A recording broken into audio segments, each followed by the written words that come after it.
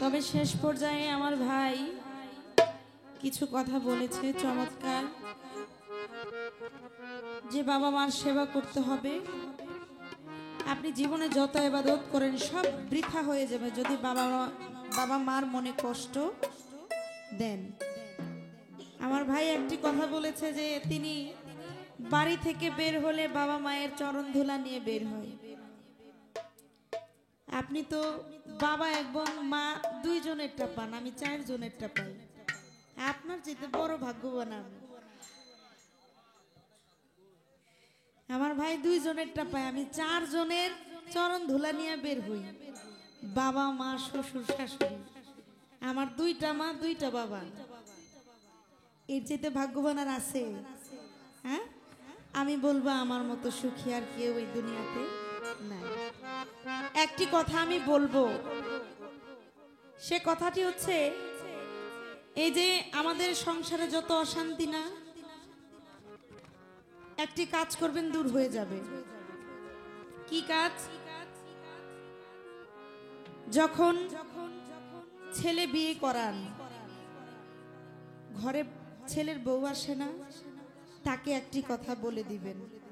সেটা আমি আমার যুবক ভাইদের বলবো, আপনারা যারা বিয়ে করেছেন বা করবেন, আপনারা একটা জিনিস মাথায় রাখবেন। হাসবেন না, হাসবেন না, হাসার কথা না।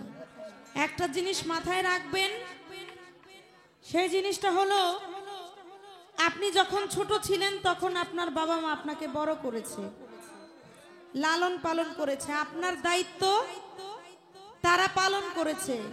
যখন আপনি বড় হলেন তখন আপনার দায়িত্ব হচ্ছে তাদেরকে লালন পালন করা, তাদের দেখাশোনা করা, তাদের সেবা যত্ন করা। আপনি তাদেরকে বাবা মা না ভেবে যদি সন্তান মনে করেন, তখন আর সংসারে ফাটল ধরবে না। আপনার বাবা মা যখন আপনি ছোট ছিলেন তখন আপনাকে সন্তান ভাবছে দেখেই ফালাইতে পারে নাই। সন্তান আপনি ছিলেন বলেই আপনাকে ফালাইতে পারে নাই। আপনি যত দুষ্টামি করছেন আমার বুকে তুলে নিছে। আপনি বাবা মাকে সন্তান মনে করবেন, আপনিও ফালাইতে পারবেন না। এই কথাটি শুধু ছেলেদেরকে না, আমি মেয়েদেরকেও বলবো, যারা শ্বশুর বাড়িতে গিয়েছেন আপনারা শ্বশুর শাশুড়িকে সন্তান মনে করবেন, তখন দেখবেন সব শান্তি হয়ে যাবে। এই কথাটি বলার ছিল। একটি গান আমাকে বলেছে, সে গানটি করেই আমি বিদায় নিব। অনেক গান অনেক কথা বলেছি, জানি আমার অনেক ভুল ত্রুটি আছে, সবাই আল্লাহর হস্তে ক্ষমা করে দিবেন। বিশেষ করে ক্ষমা চাই আমার ভাইয়ের কাছে, যদি কোনো কথায় কষ্ট পেয়ে থাকেন আমাকে ক্ষমা করে দিবেন। ধন্যবাদ সবাইকে।